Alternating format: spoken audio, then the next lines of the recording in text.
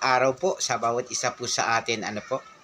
Muli po ang aking pagbati sa atin ng bawat isa ng magandang araw na punong-puno ng pagpapala, biyaya na nangbubuhat po sa ating Panginoong Jesucristo.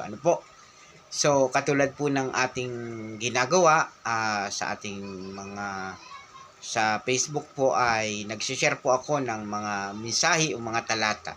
At ang talata pong gusto ko pong i-share sa inyo ay matatagpuan po natin sa aklat po ng Josue 1:8. Huwag mong kaligtaang basahin ang aklat na yaon, dilidilihin mo iyon araw at gabi upang matupad mo ang lahat ng nakasulat doon, sa gayon giginhawa ka at magtatagumpay. Napakaganda po ng talata na ating binasa. Ang bilin po sa atin ang talatang ito na huwag daw po nating kaligtaan na basahin ang banal na kasulatan, nang sa ganun ay tayo ay masunod ang mga nakasulat doon upang tayo ay magtagumpay at upang guminhawa ang ating pamumuhay. O ito po yung tinatawag po nating devotion. Napakahalaga po ng isang Kristiyano ay nagdi-devotion po.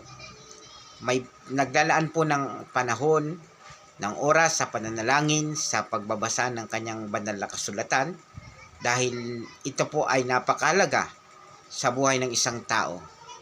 Kung paanong pinakakain po natin ang ating mga katawang pisikal, may physical life tayo, mayroon din po tayong spiritual life na nangangailangan po ng kabusugang spiritual na nagbubuhat po sa salita ng Diyos.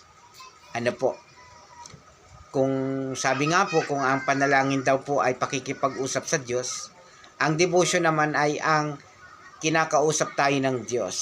Ito po yung panahon na kung saan ang Diyos naman ay may nais na iparating sa atin, may nais na itagubilin sa atin, pangungusap, at mga pangako ang Diyos sa buhay ng bawat isa sa atin.